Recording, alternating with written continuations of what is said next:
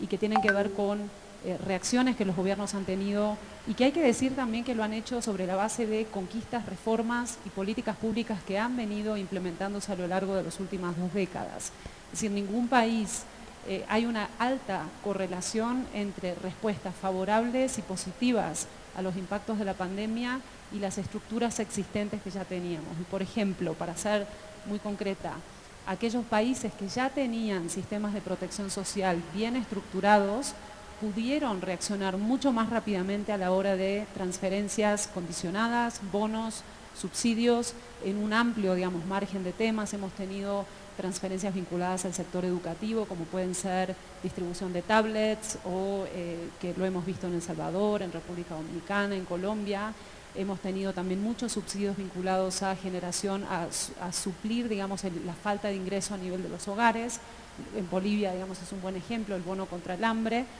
Hemos tenido muchísimos ejemplos de subsidios que han estado atravesados por criterios de género, porque como bien dijo Ivo al inicio en su discurso, hemos tenido una carga desproporcional en las mujeres que están más castigadas en términos de desempleo y que han estado más castigadas al asumir la carga en los hogares a la hora del cuidado, ¿verdad? Que esto es algo que ya teníamos estructuralmente presente en nuestras sociedades y fue exacerbado por la pandemia. Y tal vez el segundo grupo de medidas que hemos visto en la región, Colombia es un excelente ejemplo, Argentina también es un ejemplo, donde hemos visto transferencias al sector productivo.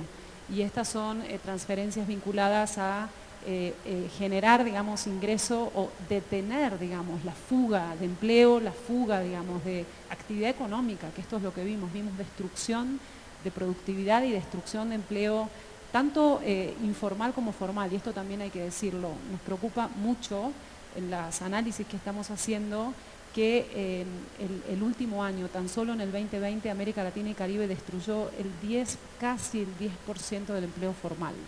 Esto es una cifra brutal y de la que hablamos muy poco, y si no hablamos de esta cifra va a ser muy difícil que coloquemos, digamos, el foco en las políticas públicas para recomponer el tejido productivo. Y en este sentido hemos visto muchos países que han tenido transferencias al sector PYME. Para Bolivia este es un tema crucial. El sector PYME, digamos, es la fábrica, además de la industria, por supuesto, pero dentro de la cadena, digamos, ¿no? de construcción de valor para la industria, el sector MIPYME es un sector crucial porque emplea unidades familiares, tiene mucho impacto en la generación a nivel de hogar. Yo lo dejaría aquí para no monopolizar y continuar. Yo voy a continuar entonces. Gracias, Luciana. Y quería reiterar lo que ha dicho Luciano de la importancia de la crisis, del impacto de la crisis a nivel mundial, ¿no? No solo a nivel de América Latina, pero a nivel mundial. Y en Europa lo hemos visto como un efecto de una guerra mundial, ¿no? Igual, a nivel de indicadores, del impacto en la economía, es visto como una guerra mundial. La reacción de la Unión Europea a nivel interno, pero a nivel mundial también fue crear un plan que es equivalente al plan Marshall después de la Segunda Guerra Mundial. Hay un plan, 3 planes de verdad, en la Unión Europea para la recuperación económica, para salvaguardar la protección social y la gente que se quedó desempleada, para apoyar a las pequeñas y medianas empresas, pero también un plan para el COVID, específicamente para el COVID, para los equipos, para ayudar a la población más afectada a nivel territorial. Y luego una programación para los próximos 7 años que se ha alineado a estos 2 planes. Y hablamos de 3.000 billones de euros, no es algo sin significado. Y eso lo hemos visto en Europa. En época de crisis, las políticas keynesianas vuelven un poco, ¿no? Hablamos a poco. Y las políticas keynesianas significan que hay una mayor flexibilidad en la intervención del Estado, en el apoyo al sector privado. Hay, inclusive en Europa, y eso nunca había visto antes, una flexibilidad en relación al pacto de estabilidad y crecimiento, que es algo que estaba en los tratados, casi como sagrado, y lo hemos olvidado porque estamos en una época de crisis muy grave y hay que enfrentar esta crisis. Y eso lo hemos visto a nivel interno, pero también a nivel externo, y hemos ajustado las programaciones europeas para intervenir con el peso que tenemos en los países en los cuales trabajamos. Quería decir otro punto esencial a nivel de medidas, y ese para mí es la medida esencial y fundamental, lo mencionó el FMI hace 2 años, es la vacuna. La vacuna, la tasa de vacuna es fundamental para abrir las economías, para volver a una cierta normalidad, luego con la ayuda del Estado, con inversiones y con préstamos y subvenciones, pero es esencial. Europa lo ha entendido no muy bien al inicio, vamos a decir, pero lo ha entendido muy bien. La Comisión ha tomado esto por primera vez también. La Comisión está involucrado en una temática que no era temática de la Comisión para una compra conjunta colectiva de vacunas y distribución por toda la Unión Europea. Estamos en este momento a 70% de vacunas, de paso de vacuna en la Unión Europea. Después de la Unión Europea está América Latina. Y por eso América Latina lo ha entendido muy bien también, que era necesario eso para liberar la economía y para abrir la economía. Solo quería decir que a nivel de este apoyo al sector privado, hay diferentes formas de hacerlo. En Europa, dos planes. Hay un plan decidido directamente por el Eurogrupo con una intervención directa de préstamos al sector privado, pero hay también un plan de 1.000 billones de euros para todos los Estados miembros para que se adapten a las realidades nacionales a nivel de apoyo al sector privado, pero también a la transición ecológica, transición digital, empleo y crecimiento sostenible integrador, cohesión social y territorial, y políticas para las generaciones futuras a nivel de educación y desarrollo de capacidades. Este es un plan para 7 años con medidas ya tomadas en los últimos 2 años, pero que van a continuar hasta 2027, todo para reaccionar a este efecto de COVID y post-COVID. A nivel de las delegaciones estamos también alineados con estas temáticas y estamos negociando con los diferentes gobiernos nacionales para alinear también a la estrategia nacional de cada gobierno y sobre todo mirando de una forma diferente lo que hacíamos antes.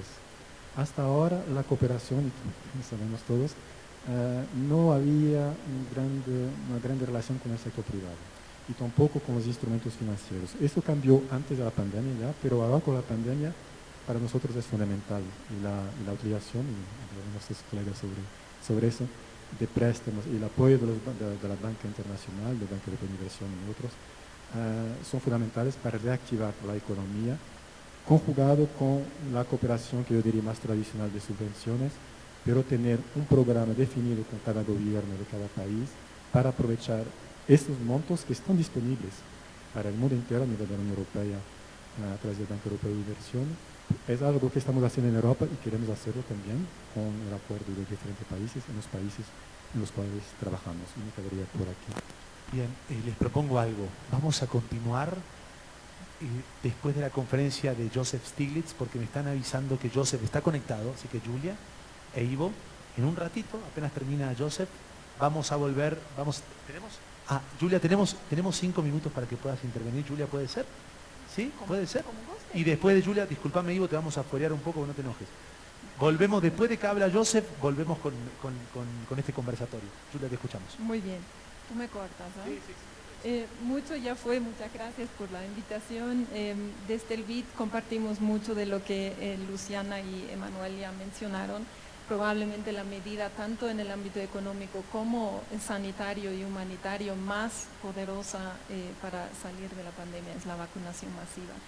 Y coincido, los esfuerzos de los gobiernos de la región han sido fuertes en conseguir los acuerdos necesarios para conseguir la vacuna, para distribuirla, y sigue habiendo muchos retos también para aplicarla en la población. Y combinado con esto y conforme no logremos avanzar con la vacunación masiva o que también nos siguen pegando o las siguientes de contagio, la respuesta del sistema de salud ha sido obviamente otra de las respuestas muy fuertes que van a seguir siendo muy importantes de 2 puntos de vista. Uno, para atender desde el sistema, sobre todo hospitalario, la atención adecuada en terapia intensiva y también general de los pacientes COVID, pero también, y ahí ahora se ve mucho más esfuerzo de los gobiernos, en garantizar la continuidad de los servicios esenciales de salud para todos los cuadros clínicos no COVID que están causando una mortalidad y morbilidad colateral a la pandemia, que es preocupante también en cuanto a su efecto en el aumento de la pobreza y para el crecimiento económico del país. De ahí los sistemas de salud primaria y todo el tema preventivo sigue jugando un rol probablemente más importante que nunca, incluyendo la vacunación infantil que vemos en campaña en Bolivia con mucho agrado. Y Luciana mencionó los temas de los sistemas de salud, de protección social, las transferencias. Ahí tenemos tanto los países con programas de envergadura muy grande, de programas preexistentes, que fueron una plataforma excelente de utilizar ahora, pero también los bonos extraordinarios y pagos únicos, y de parte del BID también venimos apoyando que sean no solamente ahí la ayuda inmediata y necesaria, sino también ojalá una reforma de los sistemas de protección social, sus sistemas de identificación más ágiles de todos aquellos hogares que caen ahora de un día al otro a la pobreza o a una situación de vulnerabilidad muy grave comparando con la situación pre-pandemia. En este contexto, otra medida que hemos visto muy importante es, hablando de asegurar los niveles mínimos de ingreso de los hogares, es la protección del empleo y sobre todo el empleo formal. Entonces, todas las medidas que vimos en Bolivia, Argentina, muchos países, la regulación del teletrabajo, de la reducción de horas para salvar empleo, de flexibilidad en las relaciones también entre empleador y trabajadores, y muchas medidas. Argentina es un ejemplo también, y Chile, de implementación de seguros de desempleo. Y ahí coincido con lo que ustedes dijeron, los altos niveles de informalidad ponen obviamente un reto muy grande para los sistemas de seguridad social, porque tienen por la informalidad alta una cobertura limitada y por lo tanto también un menú de servicios limitados a sus trabajadores. Y ahí hemos trabajado en el BID elaborando propuestas como podemos aprovechar esta crisis como una oportunidad para reformar sistemas de seguridad social. Lo dejo aquí, creo, por tiempo. A ver, vamos a ver, Claribel. ¿Estamos? Perfecto, muchas gracias. No te preocupes, Muchas gracias. que enseguida vamos a... De hecho, tú tomas la estafeta apenas termine la conferencia del señor Stiglitz, del doctor Stiglitz. Gracias, por favor pueden tomar asiento. Gracias, Ivo, Emanuel. Gracias, Julia, Luciana. Muy bien. Ha llegado un momento muy importante para nosotros, un momento de ver y escuchar la conferencia internacional que hoy nos reúne a todos nosotros. A ver, para la Cámara Nacional de Industrias, para la Unión Europea, es un verdadero honor contar esta mañana con la presencia del Premio Nobel de Ciencias Económicas, el profesor PhD Joseph Stiglitz. Tenemos una breve bio de él, muy breve. Joseph Stiglitz es un reconocido economista, ganador del Premio Nobel de Economía. Se tituló en el MIT en el año 1967 y consiguió su cátedra en Yale en 1970. Impartió clases en Princeton, Stanford y también en el propio MIT. Y fue Fellow de la Oxford Business School. Actualmente es profesor de Economía y también de Finanzas en la Universidad de Columbia en New York. El conferencista es reconocido por ser uno de los responsables de las reglas que rigen la economía de hoy en día y precursor de lo que conocemos todos como economía de la información. Ha elaborado estudios continuamente acerca de los fallos en los mercados originados por las asimetrías de la información y consiguió guiar las políticas de intervención en temas de economía, empleabilidad y también sustentabilidad en los principales países en desarrollo. Les pido un favorcito, si pueden anotar este número de WhatsApp para las preguntas, las pueden hacer en castellano, no hay ningún problema. Les voy a dar el número 789-83481. Repito, 789-83481, mientras se va desarrollando... está en los papelitos, gracias. Mientras se va desarrollando la conferencia del doctor Stiglitz. Vamos a ver si nos escucha en primer lugar. Joseph, good morning, do you hear us? Yes, I can. Okay. Los escucho, todo bien. First of all, I want you to hear Quiero que this round of escuches applause, because- este aplauso, un aplauso para él, por favor. Because it's such an honor for us. que es un gran honor. We are absolutely sure. Estamos seguros. Es un honor para nosotros. Estamos seguros that you have a lot to teach us Tienes mucho que enseñarnos y estamos mucho para enseñarnos, aquí. estamos por escuchar una conferencia brillante en la que estoy seguro de que vamos a aprender. We have a lot to learn from you and from your knowledge. Y también tenemos mucho que aprender de tu conocimiento. So Joseph, feel free to start. Welcome and thank you for putting Gracias your radar por poner tu such a small radar country as Bolivia. en Gracias un por poner pequeño tu radar en país un como pequeño Bolivia. We are so grateful, Joseph. Bueno, muchas gracias. Es un placer estar aquí y ojalá pudiera estar en persona con ustedes. Lo que quiero hacer ahora es hablar de la post-pandemia, lo que pasa en el mundo, las estrategias que promoverán el crecimiento, sostenibilidad y empleabilidad en el mundo y en Latinoamérica y en Bolivia. La pandemia ha resultado en uno de las bajadas en la economía que nunca hemos visto en el pasado reciente. Las cuarentenas han ayudado a prevenir la difusión de la enfermedad, de las enfermedades, y gracias a esto se han hecho ajustes a la economía y ha aumentado la demanda para los servicios que nos permiten exponernos más o protegernos de la COVID-19 y su impacto. Entonces, lo que se diferencia de esta caída económica es que la oferta y el impacto en la oferta y la demanda y en la forma en la que esto ha afectado ha involucrado varias dimensiones, algunas que no fueron anticipadas al principio, por ejemplo, las cadenas de suministro, erupciones de nuevas cadenas, los impedimentos en el flujo de productos de salud y el movimiento de gente a través de fronteras. Y una de las cosas que es diferente de esto, de esta caída en la economía mundial, es que es la primera en la recesión en el sector de servicios. Otro aspecto muy inusual de esta caída económica es que ha generado muchos cambios en el comportamiento macroeconómico. En algunos países, como en los Estados Unidos, se ha aumentado la parte de los ahorros, sobre todo de la gente de altos ingresos. Por ejemplo, en el segundo trimestre de 2020, la tasa de ahorros agregada, que normalmente es 5% o tal vez menos que eso, creció al 15%. Entonces, motivada por la incertidumbre, el comportamiento precavido, y la gente no sabía cuánto tiempo iba a durar la enfermedad y cuáles serían las implicaciones económicas.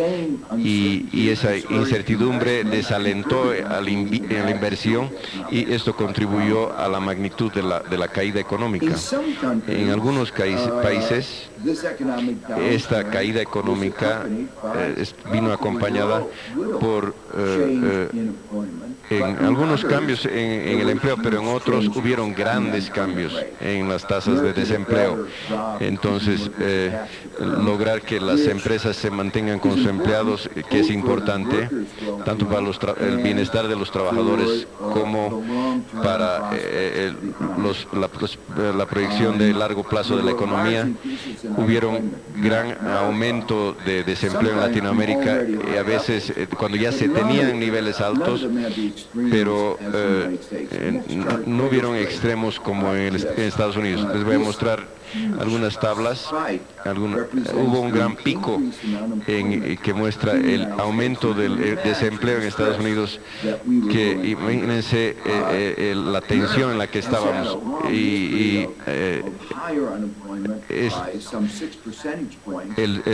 tener un porcentaje de 6% de desempleo y el aumento de esa tasa de desempleo fue mayor. Pero a medida que vemos distintos lugares del mundo, vemos que hay distintos patrones, pero lo que ocurrió en los Estados Unidos sobresale. Si vemos más en detalle a Latinoamérica, lo que vemos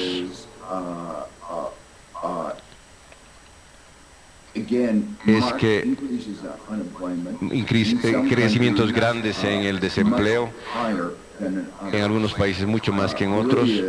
Bolivia ha tenido una historia de un desempleo menor que sus países vecinos, pero Bolivia también se mostró un pico significativo. Estos son datos de otras fuentes.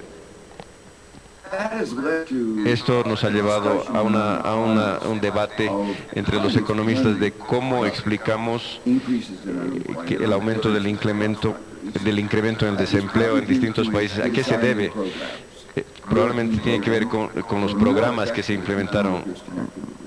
Los programas económicos permitieron que el desempleo no sea tan dañino.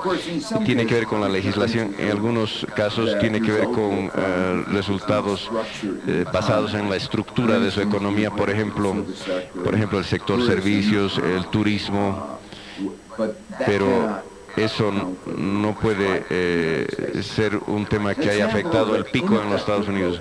Por ejemplo, los programas inefectivos que se llamó en Estados Unidos el programa de pago de planillas, que apuntaba a pagar a los negocios pequeños, a los que tienen menos de 500 empleados. Y una de las innovaciones asociadas con la pandemia fue nuestra habilidad de hacer seguimiento, el día a día de lo que estaba pasando, porque tenemos mejores datos por la nueva tecnología. Entonces lo que vimos es que a medida que la pandemia se difundía y empeoraba, lo que ocurrió con el empleo fue tanto en las pequeñas empresas que estaban protegidas por los programas y las empresas grandes que no estaban protegidas, y lo que esto mostró es que había poca diferencia entre ambos. El programa simplemente no estaba bien diseñado y no funcionó. Y un fenómeno muy interesante que se debatió bastante en los Estados Unidos es que hay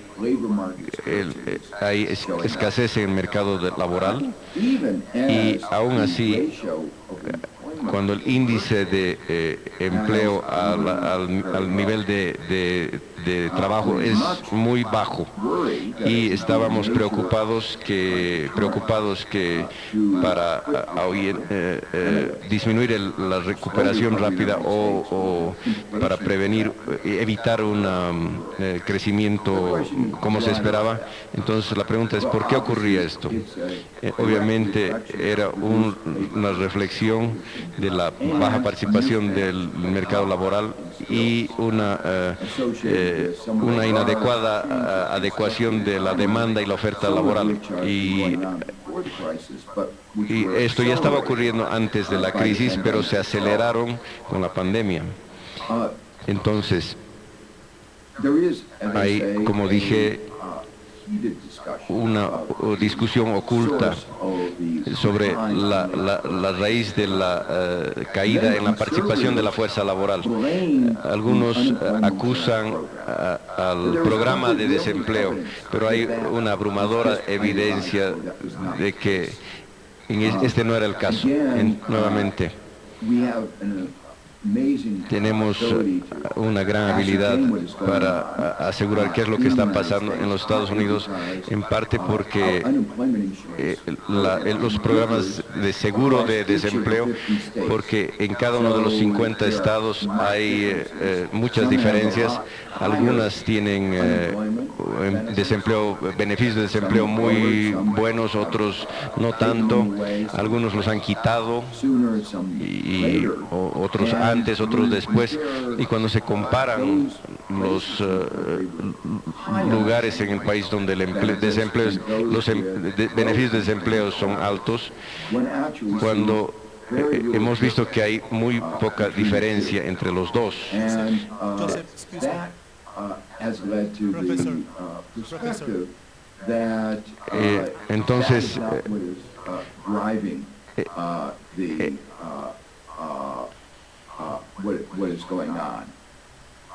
bueno, lo que está empujando, dirigiendo,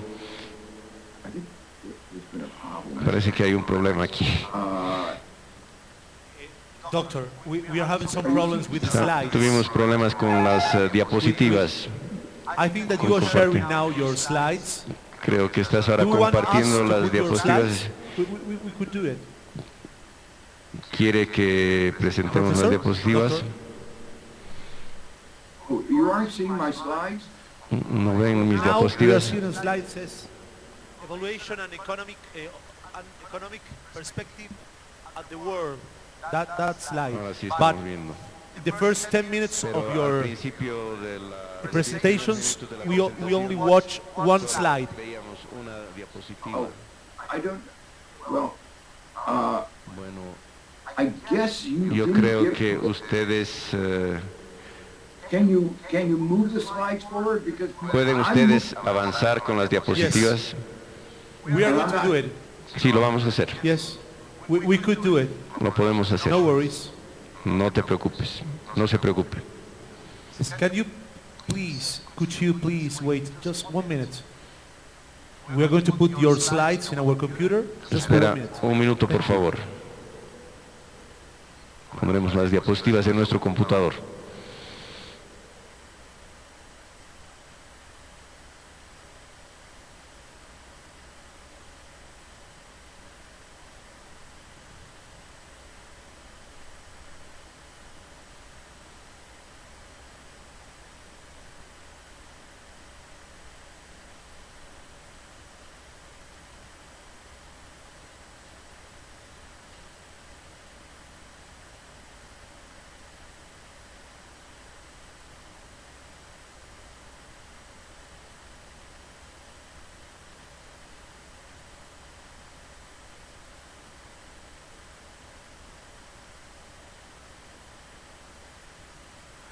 Okay, can you go forward to the Ok, first? ahora podemos ir a la primera gráfica. Está pidiendo, doctor, si podemos volver al primer gráfico. Ahí está. Wait, just 1 minute, please. Un momento, por favor. Ahí está. This is the one. This is the first one. Esta It's es. okay, professor? ¿Estamos bien, profesor? The,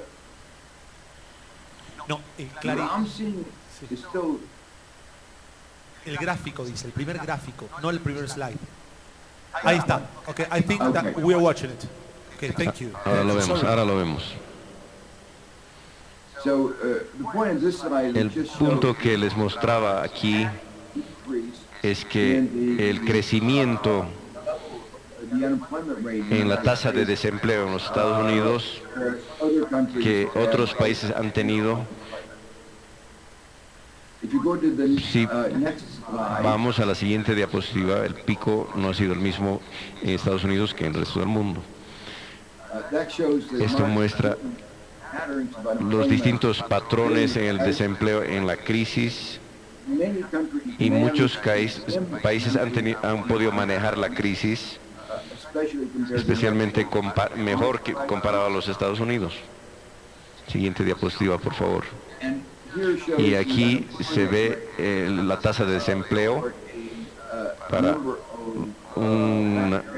varios países latinoamericanos, what you see y lo there que ven is ahí that es que all exhibit a marked increase. hay un crecimiento importante, pero en distintos niveles según el país.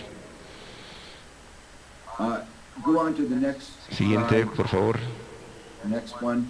La siguiente. The next slide. Una más. This was the slide that Esta es la diapositiva que muestra lo que se llama la diferencia entre las empresas en los Estados Unidos to try to keep their workers que querían mantener a sus empleados en la planilla. Este es el título, dice Programa de Protección a la planilla para empresas que tienen menos de 500 empleados. Y este programa está ahora teniendo mayor éxito que en el pasado. Next slide. Siguiente, por favor. And the next slide. Y la siguiente. This was a slide where Esta I diapositiva muestra que states that had high unemployment insurance. las empresas que tenían seguro de desempleo alto no han afectado los estados que tienen mejores condiciones de seguro de desempleo. Han rendido mejor que los que tenían programas deficientes. Entonces hay otros factores que tienen que ver con el afecto en la fuerza laboral, el impacto en el trabajo de menores, el efecto en los entonces de gente que no tiene que trabajar para sobrevivir. Esto ha generado la preocupación de que cuando estos trabajadores vuelven a trabajar, cuando el balance de efectivo, cuando hay alto nivel de descontento, se tendrían consecuencias graves para nuestra economía. Siguiente diapositiva. La caída económica tiene que ver con la difusión de la enfermedad. Entonces los factores críticos en la magnitud de la caída tiene que ver con cómo hicieron los países en controlar la enfermedad. Algunos países manejaron mucho mejor que otros. Algunos trabajaron evaluando las cuarentenas, distanciamiento, mascarillas, etc. En algunos países la población cooperaba más y respetaba más a sus conciudadanos, pero en algunos países hicieron un mejor trabajo, y otros lo hicieron mal. Bolivia parece haberlo hecho bien, hubo un incremento rápido, pero tiene un nivel inferior que muchos otros países. Siguiente diapositiva. Entonces, esta diapositiva compara diversos países. Verán que los países que lo hicieron peor se normalizaron en cuanto a muertes por millón de personas, pero podemos ver que los datos son indicadores de lo que pasaba. Los Estados Unidos y Brasil estaban entre los países que lo hicieron peor. Los Estados Unidos tuvo 700,000 muertes. Al otro extremo está China. Siguiente diapositiva. Viendo a Latinoamérica, lo que vemos es que Perú está mucho peor incluso que Brasil, y en esta gráfica vemos que Bolivia, que en algún momento estaba peor que en Latinoamérica, pero especialmente desde que la instalación del nuevo gobierno ha estado haciéndolo bastante bien, y entre los países que tengo en el listado, y está haciéndolo mejor que los otros. Siguiente diapositiva. Entonces, esto nos lleva, perdón, retrocede. Esto nos lleva a la pregunta de cómo explicamos las diferencias entre los países, las diferencias significativas, marcadas. Los países se diferencian de acuerdo a sus circunstancias, las diferencias en el clima, cuánto tiempo se pasa en exteriores, la densidad de población, también la medida en la que están involucrados en la economía global. Tiene que ver en esto cómo se exponía a la enfermedad los sistemas de transporte. Todo esto fue importante, pero uno de los aspectos importantes fue que los países difieren en las condiciones preexistentes. La enfermedad COVID-19 no fue un virus que nos dio igualdad de oportunidades. sino que afectó a la gente que tenía deficiencias de salud, y los países con bajos niveles de salud, sistemas débiles de protección social y disparidades grandes en salud. Obviamente su rendimiento fue pobre, como los Estados Unidos, y otro de los aspectos en otros países que tienen un sistema de protección social muy bajo, que tenían trabajadores que no podían ir a trabajar, pero en el caso de los americanos, muchos americanos que viven de pago a pago, muchos trabajadores tuvieron que ir a trabajar porque no pueden vivir sin ese subpago. Entonces las implicaciones que esto trajo fue que las condiciones preexistentes jugaron un papel clave en las diferencias, especialmente en países desarrollados. Las siguientes diapositivas muestran esto. Siguiente diapositiva, por favor. Esto muestra que entre los países desarrollados hay grandes disparidades en las tasas de muerte, siendo los Estados Unidos el país que más alta tasa de muerte tuvo en comparación a todos los países desarrollados. Siguiente, por favor.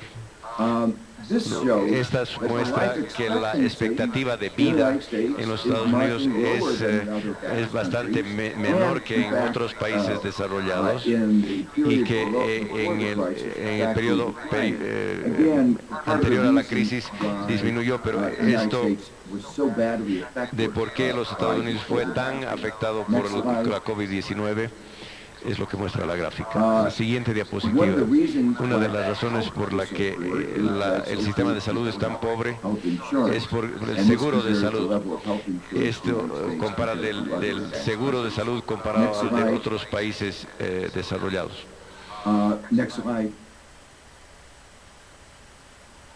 Siguiente diapositiva. Uno de los factores que se volvió muy evidente en la crisis fue la falta de resiliencia del sector privado, del gobierno y del sistema de salud, las dificultades que tuvieron de responder. Y uno de los motivos por esto fue que la mentalidad que se refleja en inventarios justo a tiempo, en el hecho de que nos deshicimos de llantas de repuesto en los autos y tuvimos que apretar la economía de cualquier forma posible, y una de las formas de hacer eso fue asegurarnos de que teníamos menos camas de hospitales, y bueno, en tiempos normales, cuando hay camas vacías, pero cuando hay aumento en demanda como en la COVID-19, sencillamente no había suficientes camas, y eso fue uno de los motivos, especialmente al inicio de la pandemia, que tanta gente murió, particularmente en Estados Unidos. Siguiente diapositiva. Entonces, esto resalta el tema general, la falta de resiliencia, insuficiente preparación para estar preparados para estos tiempos de crisis. Entonces las consecuencias ahora son evidentes de que la economía intenta reempezar, y tal vez un determinante del ritmo lento de recuperación tiene que ver con un problema más grande. Los mercados tienen que ver con cambios marginales, pero no con cambios tan grandes, y el cierre de una economía es un gran significativo cambio. Globalmente, siguiente diapositiva, globalmente es difícil tener una robusta recuperación económica si no se tiene la enfermedad controlada. Entonces esto significa que se tiene que estar controlada en todas partes. Las nuevas vacunas son un gran logro de la ciencia global, y la rápida producción o la diseminación es un triunfo de la economía moderna, de la organización de la nueva economía, tanto en el sector público como en el sector privado. Las vacunas, siguiente diapositiva, son la clave para controlar la enfermedad. Y después del desarrollo de la vacuna, algunos países lo hicieron mucho mejor en distribuir las vacunas. Sin embargo, es molesta que países como los Estados Unidos, que ha habido un alto nivel en existencias, pero en muchas partes del mundo el problema verdadero es la falta de acceso a las vacunas. Los países menos desarrollados solo reciben 4% de las vacunas. Hay un lado feo de la globalización, que se vio un espíritu nacionalista de las vacunas cuando el mercado resuelve muchos de estos problemas, pero una de las cosas que el mercado no puede hacer es resolver los problemas legales, especialmente los problemas legales que tienen que ver con propiedad intelectual. Y la iniciativa de la vacuna, liberación de la Organización Mundial del Comercio, la batalla de la sociedad civil con Big Pharma fue una batalla en los Estados Unidos en la que la sociedad civil ganó.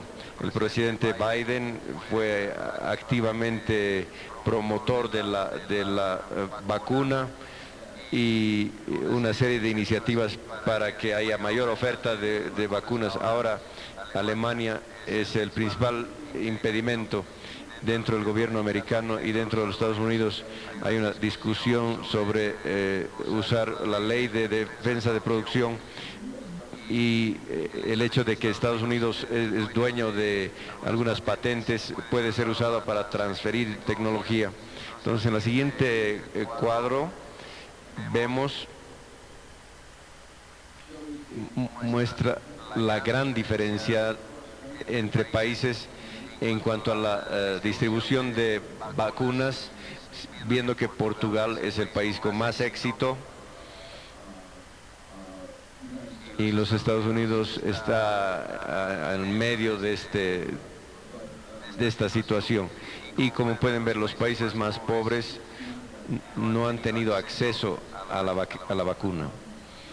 Pero déjenme mostrar ahora las consecuencias económicas de la caída de la enfermedad. Y aquí vemos que tomar nota que las políticas fiscales y monetarias diseñadas para limitar el daño económico del COVID-19 y para proteger a los trabajadores más vulnerables, trabajaron tan bien que en Estados Unidos no ha aumentado la pobreza, y que la tasa de empleo de menores se ha disminuido a la mitad.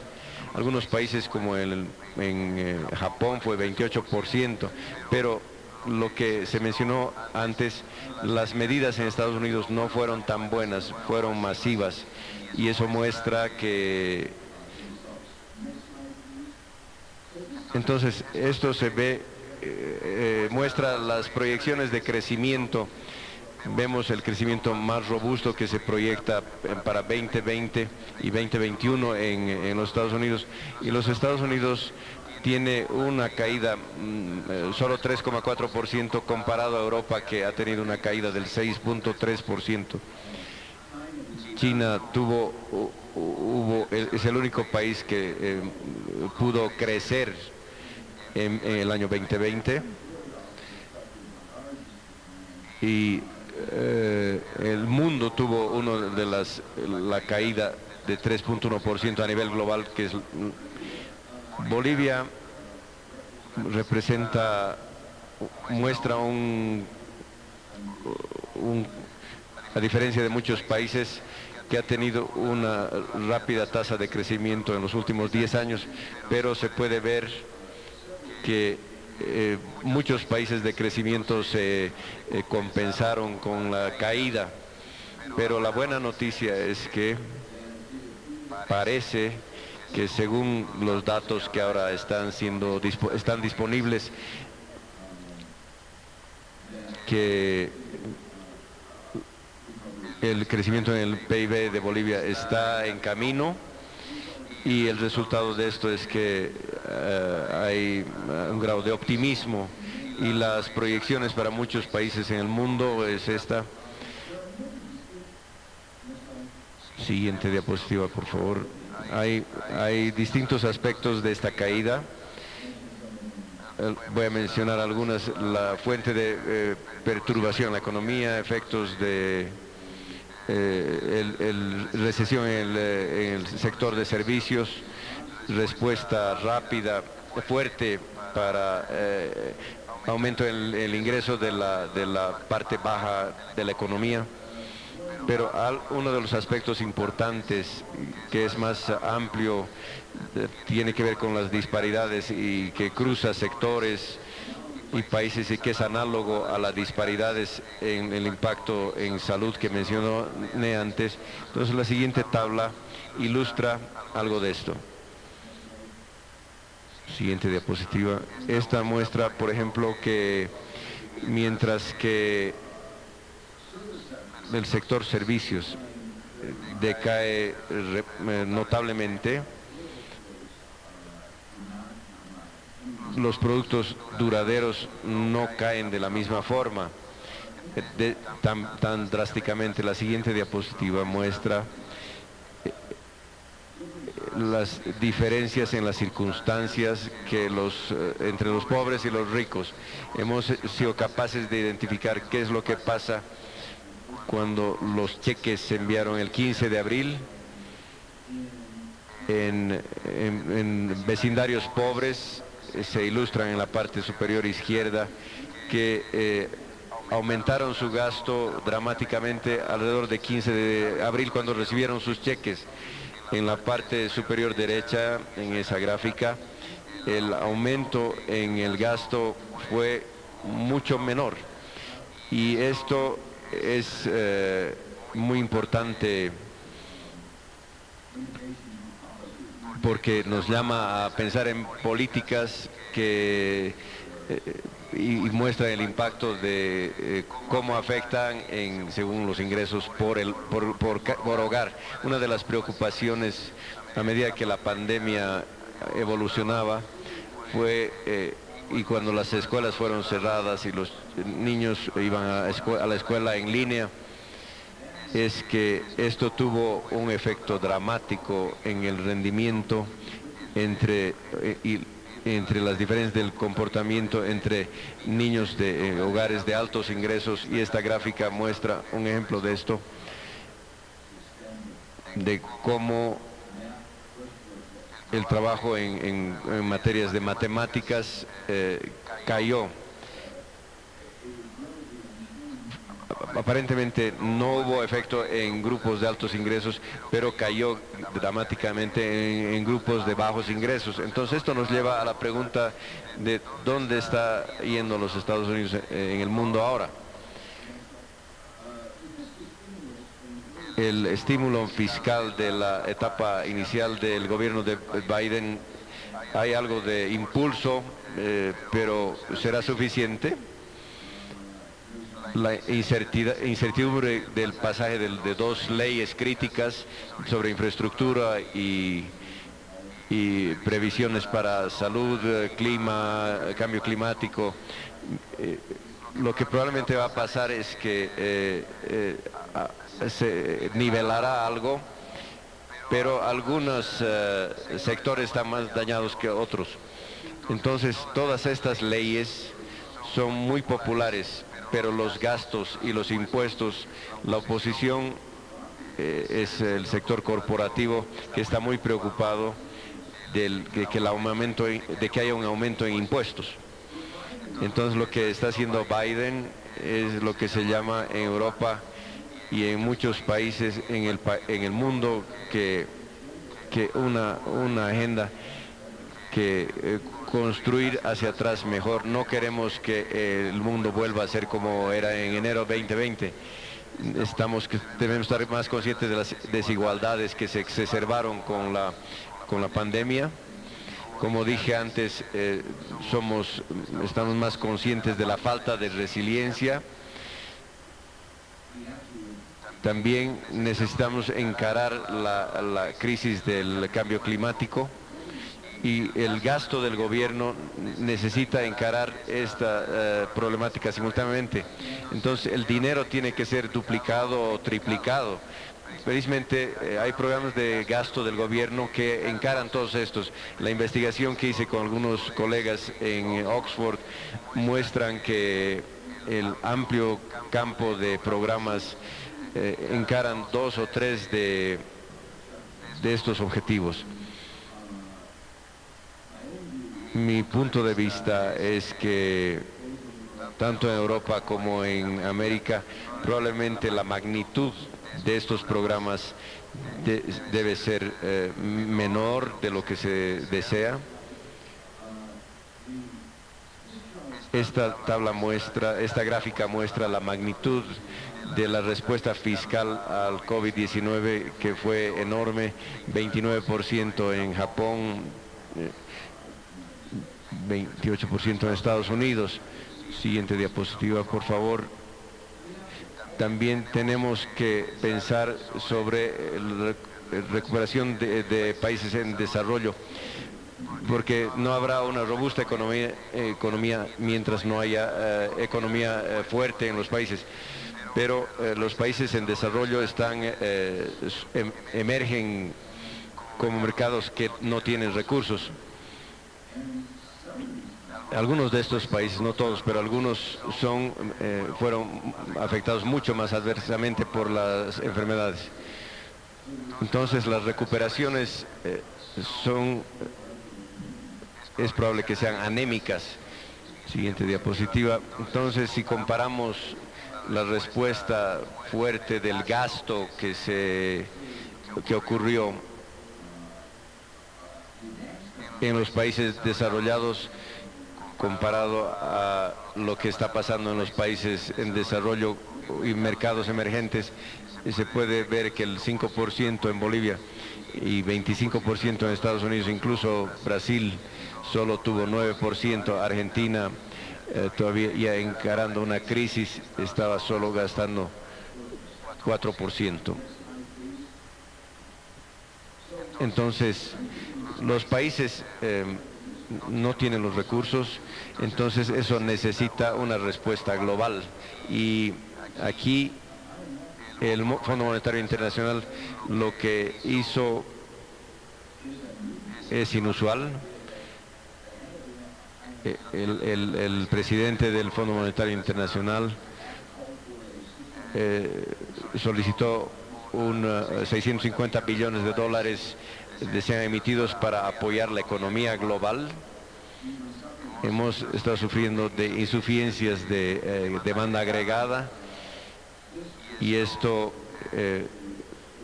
sería extraordinariamente valioso, pero siguiente diapositiva.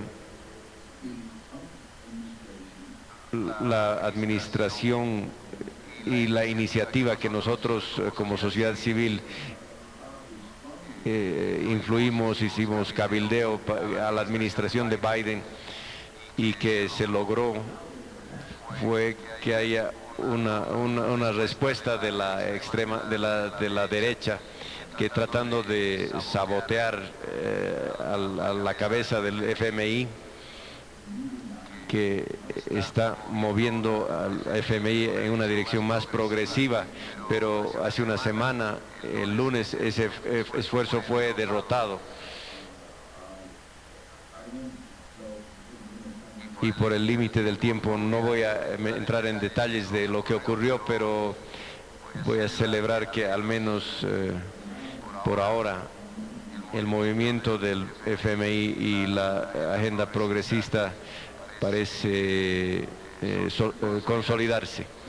Siguiente diapositiva. Pero la agenda global que avanza implica muchos aspectos de reciclaje de los SDRs que van a los distintos países que los necesitan, y existen, he batallado por resistir al nuevo proteccionismo y que los países desarrollados están con exceso de deuda, y tenemos que ver qué se necesita hacer para que la economía sea más resiliente, resistir el nuevo proteccionismo que se expuso en esta crisis y en la pandemia y en los años previos, y parece que hubiera una nueva guerra fría entre Estados Unidos y China. Los avances en la ciencia y tecnología y la digitalización de la economía, muchos de esos aspectos, incluyendo el desarrollo de un régimen regulatorio y una gran discusión en esto en el mundo. Finalmente, asegurarnos equitabilidad y crecimiento inclusivo entre y dentro y entre los países. Hay un riesgo en las disparidades en los ingresos, y los modelos exitosos del este de Asia basados en la manufactura juegan el mismo papel para avanzar. Entonces,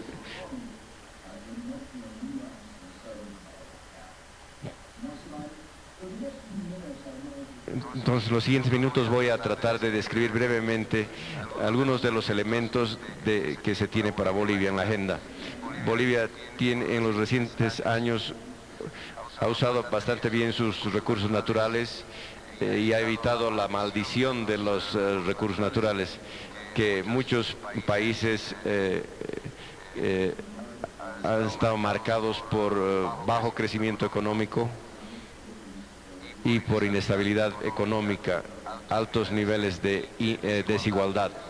El desafío será cómo hacer sostenible que este éxito continúe en el mundo post pandemia. En la tabla que mostré antes, en la gráfica que mostré antes, se vio que Bolivia tenía un crecimiento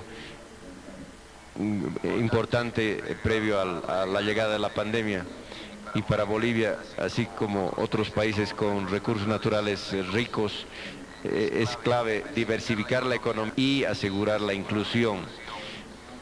Todo esto es parte de una estrategia de crecimiento amplia que incluirá el crecimiento en la productividad en agricultura, en la que participa una buena parte de la población, aumentar el crecimiento rural, el crecimiento de los ingresos en el área rural y mover, y esto quiero tratar en dos puntos más. Uno de ellos es sustituir las importaciones. El tipo de sustitución de las importaciones que ahora se habla en Bolivia es muy diferente de del tipo de sustitución de importaciones que con frecuencia se pensaba en Latinoamérica hace 15 años. Está centrada alrededor de negocios pequeños en lugar de negocios intensivos en capital, por ejemplo, la industria del acero hace 50 años. Ese tipo de sustitución de importaciones enfocada en negocios de bajo capital tienen que ver con el desarrollo del emprendedurismo, pero para que se logre el éxito se necesita un nuevo marco, y esto quiere decir que el tipo de financiamiento que debe dar el gobierno es más el tipo de financiamiento micro y para préstamos al pequeño negocio. Incluso en otros países más desarrollados el gobierno juega un papel crítico. Otro de los papeles que debe entusiasmarnos en Bolivia es sus grandes reservas de litio, que serán esenciales para baterías, imprescindibles para baterías, que son claves para los cambios climáticos. Pero habrán 4 desafíos críticos que encara Bolivia mientras se piensa en cuanto a el desarrollo del litio. Cómo desarrollar recursos en una forma sostenible con el medio ambiente. En segundo lugar, ¿cómo asegurarnos de que Bolivia obtenga el valor de los pleno de los recursos naturales? Y para países de otros países que van a desarrollar esos recursos, y cómo obtener el valor de esos recursos. Tercero es cómo asegurarnos de que los ingresos recibidos se use en una forma productiva y equitativa, de tal forma de que la gente en todo el país se beneficie. Y finalmente, cómo asegurarse de que el desarrollo del litio pueda de mejor forma promover el desarrollo del país, de Bolivia. No solo despachando los recursos fuera del país, pero sino fomentando la producción dentro de Bolivia, por ejemplo, de baterías, asegurándose que el desarrollo de los recursos se haga en formas que el desarrollo lo hagan empresas bolivianas, y asegurándose de que el desarrollo de las industrias vinculadas tenga una base amplia de políticas industriales. Todas estas estrategias pueden ayudar a promover inclusión y crecimiento sostenible, profundizando la productividad, el modelo comunitario, social y economía boliviana, basado en alianzas en toda la sociedad, no solo el sector privado o público, sino también cooperativas, sociedad civil y ONGs. Pienso que el gobierno va a jugar un papel crítico. Deben pensar un estado de desarrollo del siglo XXI.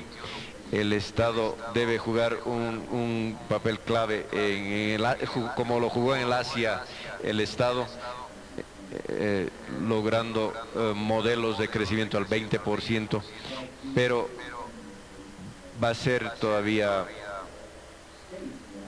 el Estado el que jugará un papel crítico, fomentando, catalizando, coordinando y facilitando que la organización de la sociedad, tanto el sector público como el privado, trabajando para un crecimiento inclusivo y sostenible. Muchas gracias.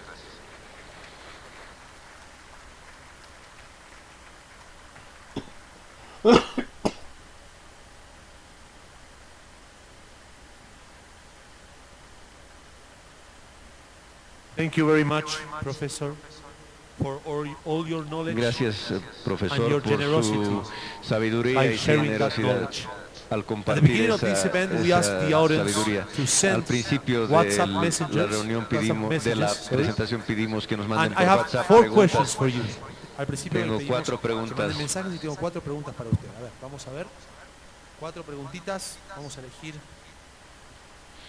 random, aleatoriamente. A ver, vamos con la primera. ¿Cuáles son los países en la región Latinoamérica que a su criterio han establecido mejores políticas y mecanismos de reactivación económica, y cuáles son los drivers? Vamos a leer en inglés ahora, a ver. Es más fácil describir a países que lo han hecho peor.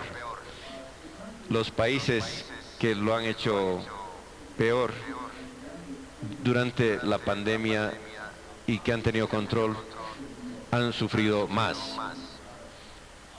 Y yo veo que Brasil, por ejemplo, y Perú, como los dos países que han tenido las peores políticas, Brasil y Perú no han impuesto políticas que controlen la enfermedad.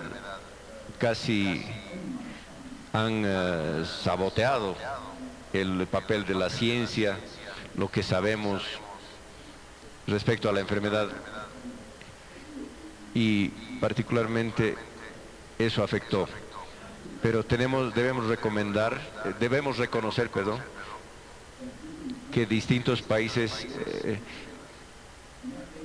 encaran, o sea, es difícil comparar porque las situaciones son diferentes, pero como mencioné antes, Argentina fue capaz logró reactivar su economía mejor que otros países. Es simplemente porque no tuvieron el espacio porque algunos de sus programas estaban bien diseñados, pero no tuvieron los recursos. También mencioné que en distintas etapas en la pandemia, algunos de los países veían que lo hacían mejor, pero con la variante Delta las cosas se complicaron. Por ejemplo, Chile era un país que lo estaba haciendo bastante bien, pero creo que, déjenme enfatizar que lo más importante, la estrategia más importante para reactivar la economía es controlar esta situación. Perfecto, muchas gracias. Vamos con la segunda pregunta. Dice, ¿qué recomendaciones daría a Bolivia, a su industria y al sector empresarial para insertarse en las cadenas de valor regionales y globales?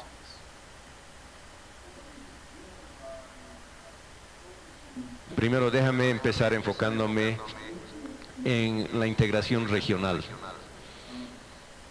Creo que la clave para la integración es que mantenernos alertas para países como Bolivia, que hay muchos negocios pequeños, la información es crítica, sabiendo que conocer a los clientes, saber qué producir, y es más probable que Bolivia tenga más información sobre sus vecinos que en mercados que están alejados. Ese es un principio general del que hablamos en la Escuela de Negocios, que el éxito siempre requiere conocer el mercado.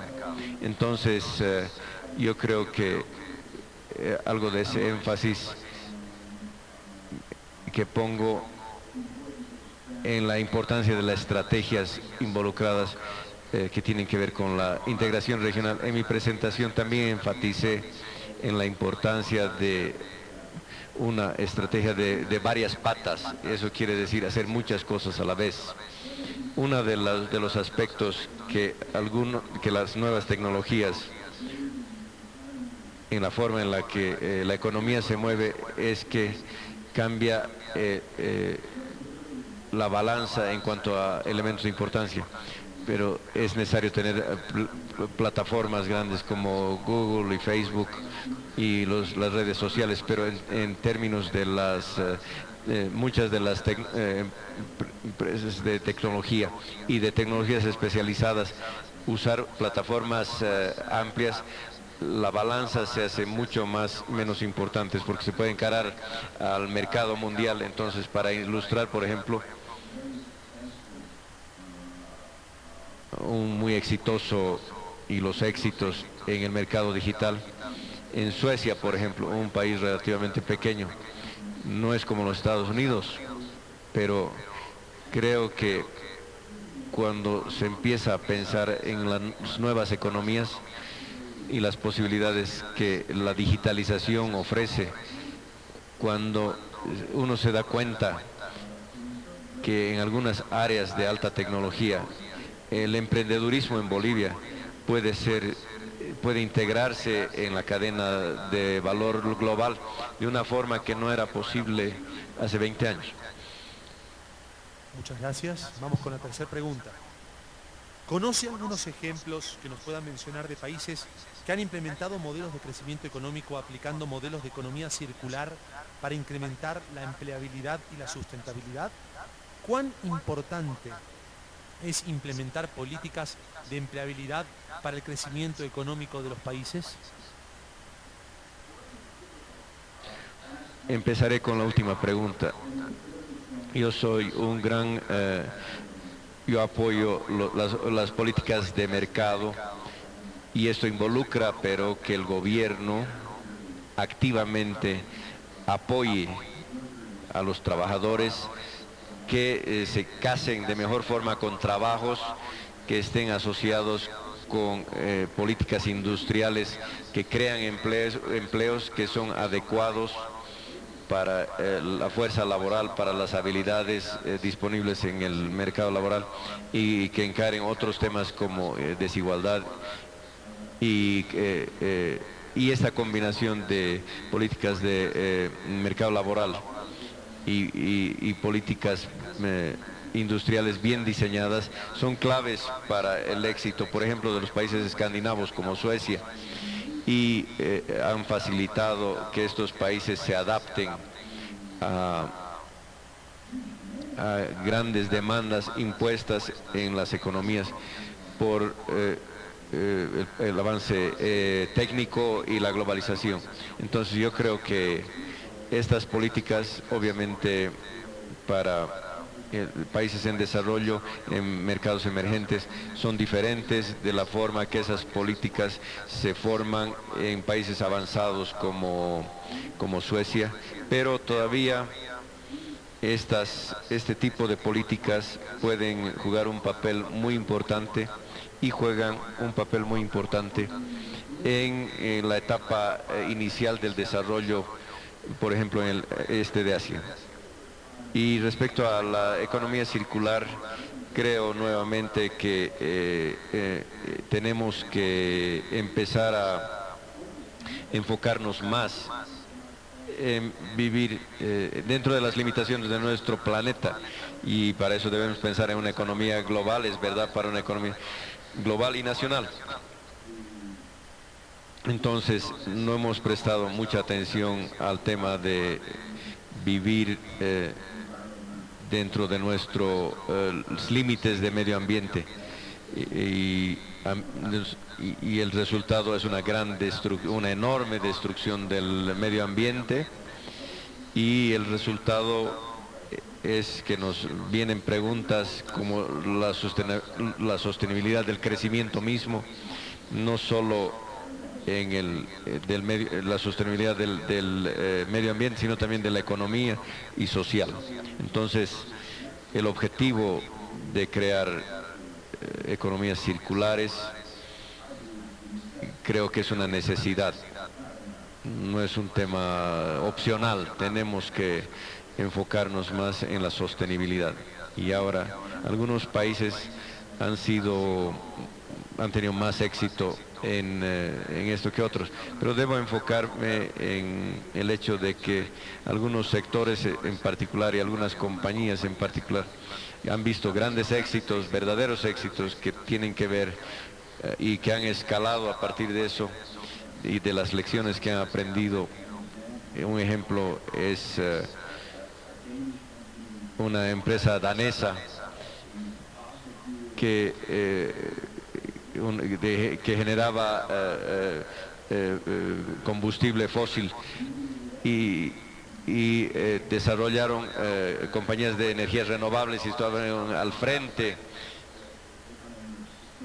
y lograron la sostenibilidad que se espera en una economía circular. Entonces, le doy la bienvenida a este tipo de cambio y de debate, y Bolivia, si está hablando de la economía circular, y lo está haciendo hace algunos años, antes de que se ponga de moda, y ahora Bolivia es como parte del discurso. Una cuarta pregunta.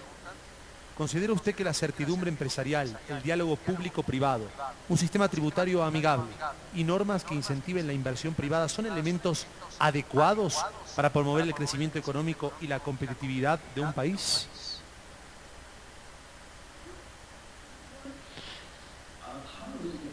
¿Cómo se puede de mejor forma alentar las actividades de negocios? ¿Cómo se puede promover el crecimiento? En cada país es difícil, hay mucha controversia sobre esto, pero para enmarcar esa controversia, tal vez sería bueno que yo mencione el reporte del Banco Mundial ha publicado hace 25 años y decidió descontinuarlo recién. Y se llama Cómo hacer negocios. Y intentaba que los países deben basarse en base a su competitividad y la facilidad con la que estos países exhiben cómo facilitan hacer negocios en su país. Bueno, desde el principio creo que fue un reporte lleno de fallas, porque cada uno de los elementos del índice que se construyó, pero el concepto en su conjunto, déjeme de resaltar dos aspectos de la concepción de ese reporte, de ese informe, que muestran la complejidad de que hay otro enfoque se requiere. Una de las secciones de ese informe de Haciendo Negocios indicaba que era mejor tener un sistema, un contexto amigable con los impuestos, de bajos impuestos. Pero más importante, nuestros estudios cuando estuve en el Banco Mundial y con otros escolastas, otros académicos, más importante que impuestos bajos es la infraestructura, una fuerza laboral educada, un gobierno que cumpla sus funciones. Todo eso requiere recursos. ¿Y de dónde vienen los recursos? Vienen de impuestos. Y desafortunadamente en los países pobres no se puede obtener ingresos de repuestos de gente pobre, y no se puede sin exacerbar problemas de desigualdad. Entonces, si haces la pregunta, si un sistema de impuestos bien diseñado promoverán inversión y en inversión en gente, en tecnología y en infraestructura, entonces así se puede crear un mejor ambiente para negocios. Ese es solo un ejemplo de donde el informe de Haciendo Negocios se equivocó. Curiosamente, la comunidad internacional ha estado debatiendo cómo crear un mejor ambiente para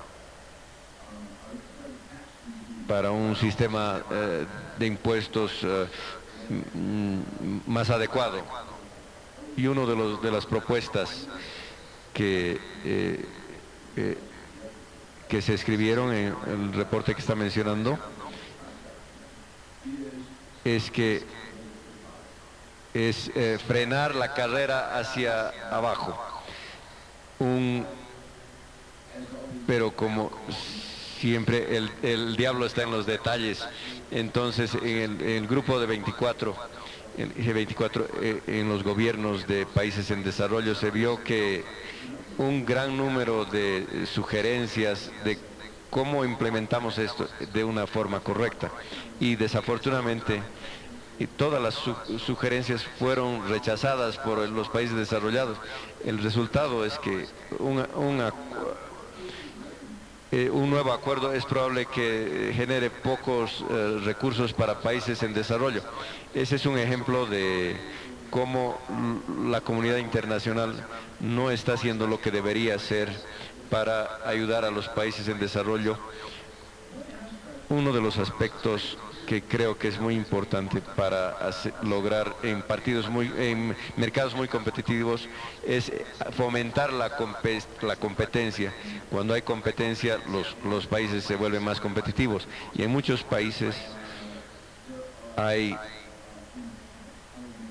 elementos importantes del poder del mercado, y esas manifestaciones de poder del mercado han aumentado en las últimas décadas, y más ampliamente diría que tener un sistema legal con gobernanza es absolutamente importante.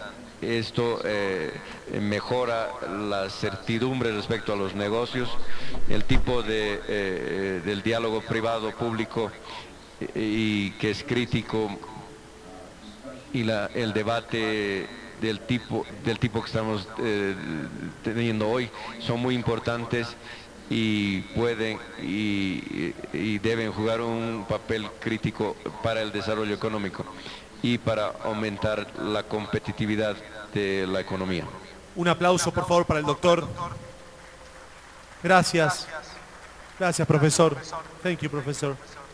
I want to ask you that if you can end this Quiero conference pedirle que by sending your concluya greetings esta and a message conferencia con for un the saludo National y un Chamber of mensaje Industry. Si puede cerrar esta conferencia dando un mensaje y un saludo para la Cámara Nacional de Industria. Of course, all the corporations that are here, todas las this place, empresas this que moment, están aquí are really important son people, muy businessmen, importantes that affects en the- el they ámbito have empresarial relevance in our economy. y tienen So if you can relevancia en end nuestra this economía. conference by a message, Si we puedes will be so concluir grateful. con un mensaje, por favor, le agradeceremos.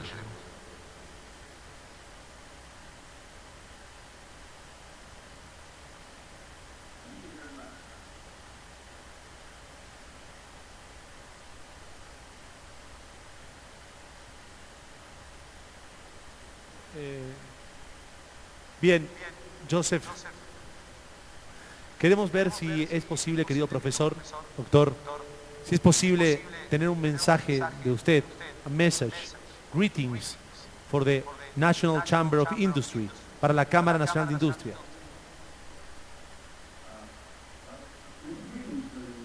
Un saludo a la Cámara Nacional de Industria y felicidades por estar juntos y reuniéndose para analizar, discutir estos temas que son tan importantes para el futuro de Bolivia. Gracias, nos despedimos con un aplauso entonces al doctor Joseph Stiglitz, Premio Nobel de Ciencias Económicas. Gracias, profesor.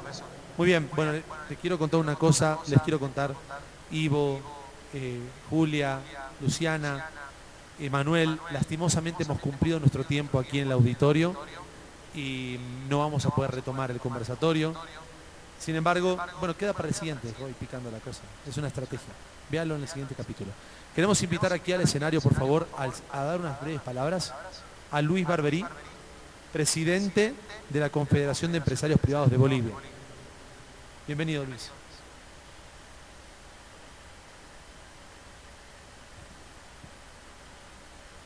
Gracias, muy amable. Vamos a ser breves. La verdad que mis agradecimientos a quienes les han recortado el conversatorio, que también estaba muy interesante.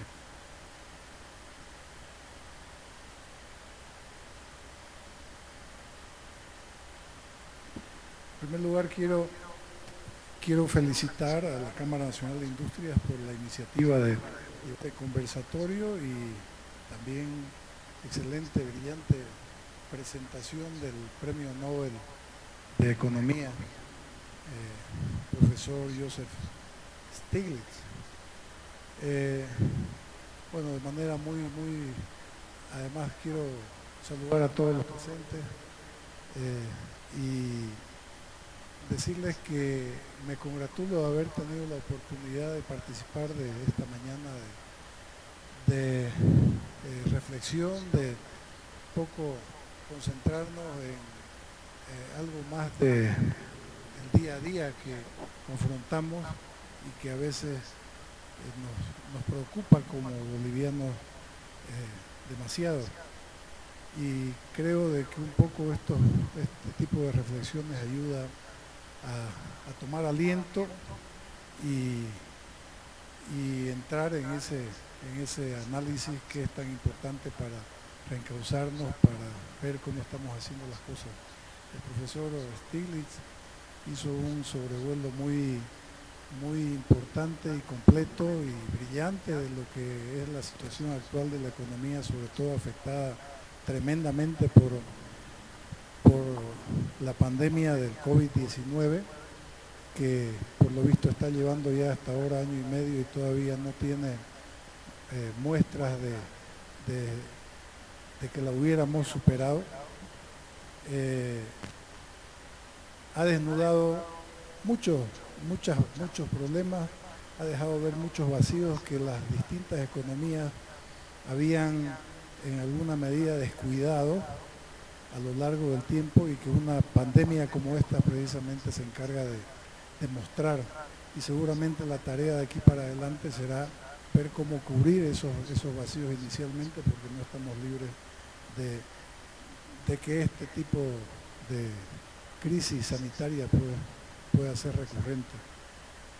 Y en el lado boliviano, por supuesto, latinoamericano, regional y boliviano, nos ha mostrado igualmente las tremendas deficiencias y el tremendo impacto que ha tenido sobre nuestra economía.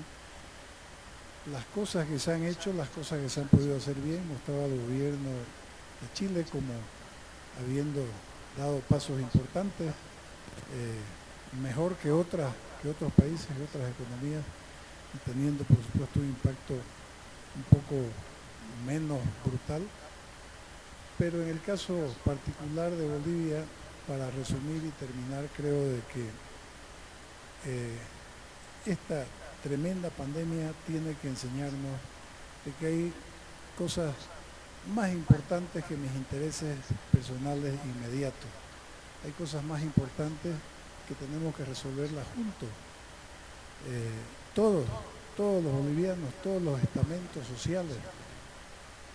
De esta crisis ya lo dijimos antes y creo que nos muestra el proceso que se tiene, pues que estábamos más o menos evaluando correctamente. Nadie va a salir sin haber sufrido la parte proporcional que le corresponde de forma muy dura, y nadie va a salir airoso.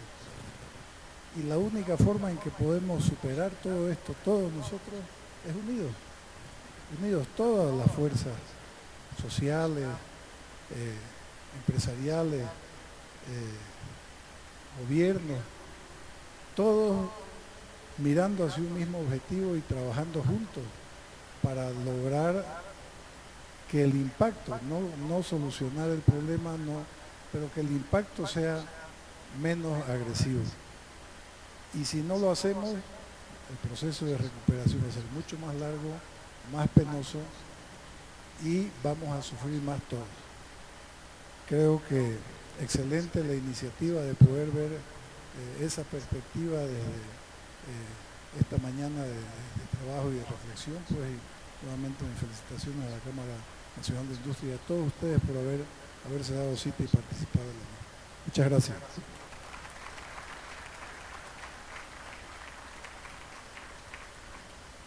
Muy bien, y para cerrar con las conclusiones, te queremos invitar una vez más aquí, por favor, a la testera, Ivo, y gracias por todo lo que vivimos hoy. Muchas gracias, de verdad.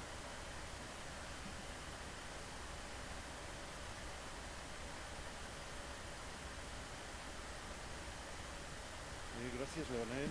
Creo que superadas las dificultades que hemos tenido esta mañana, hemos disfrutado de una excelente conferencia del doctor Stiglitz, un excelente análisis, y ha quedado, justamente como decía Leonel, ha quedado picando entre los panelistas la idea de seguir este conversatorio, hacer una sistematización de lo que acabamos de ver, de las propuestas. Creo que vale la pena hacerlo, y hay el compromiso, gracias a ustedes, a los panelistas que son de lujo hoy día, de continuar con esta labor. Permítanme decirles que las cicatrices que quedan no deberían ser un recordatorio de las heridas que tuvimos, sino de la capacidad de recuperación que tenemos. Durante la mañana, hoy hemos visto los impactos enormes que hemos enfrentado en los últimos 18 meses. Vivimos cambios profundos en el comportamiento, ahorramos de manera precautoria, porque tememos por nuestros empleos.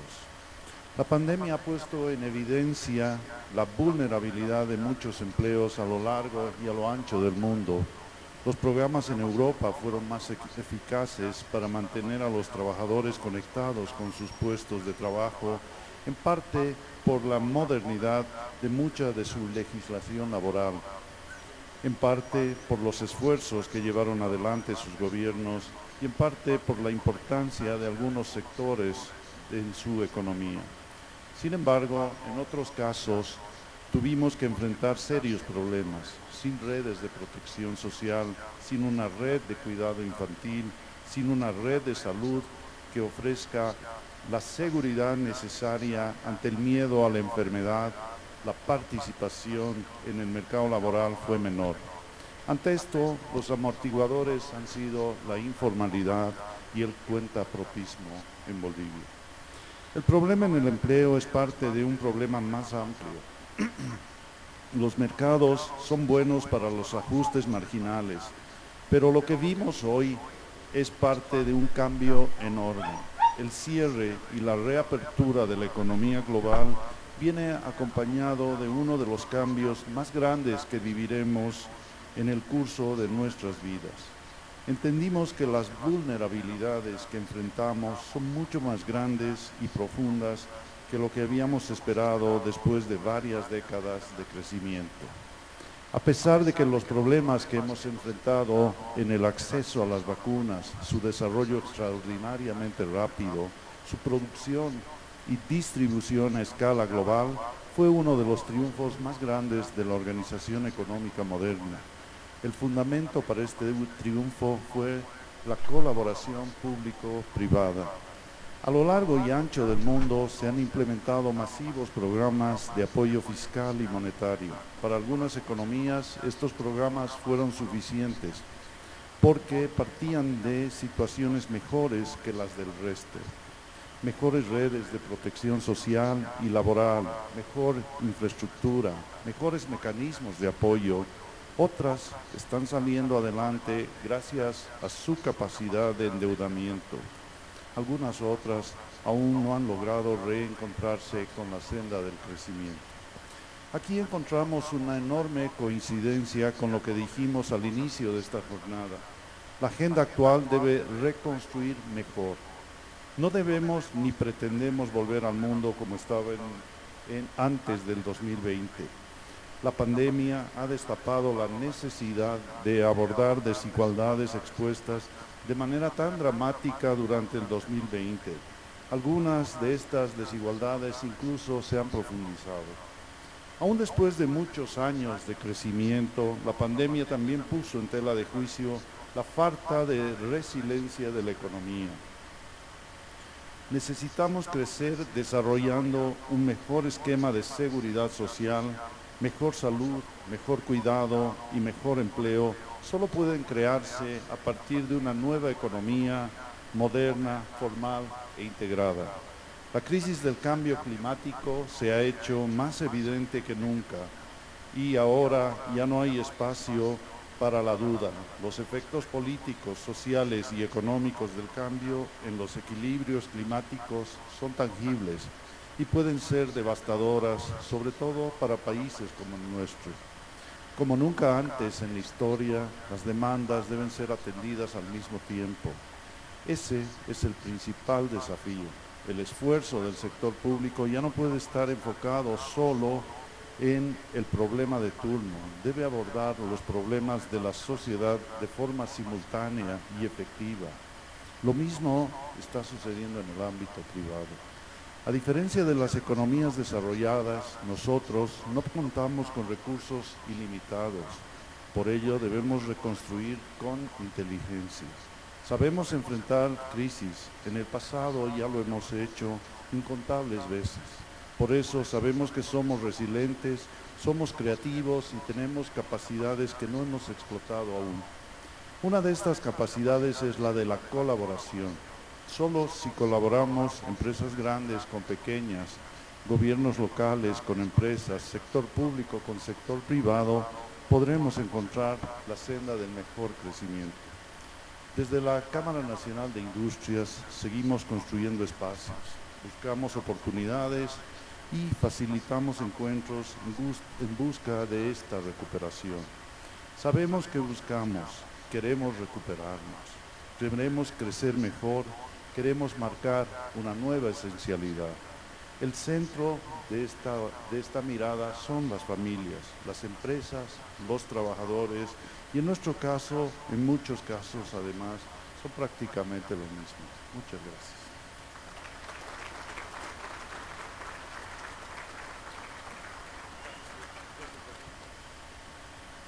Bueno, muy bien, hemos terminado el evento. Gracias a todos los presentes. Creo que hemos tenido una mañana fantástica.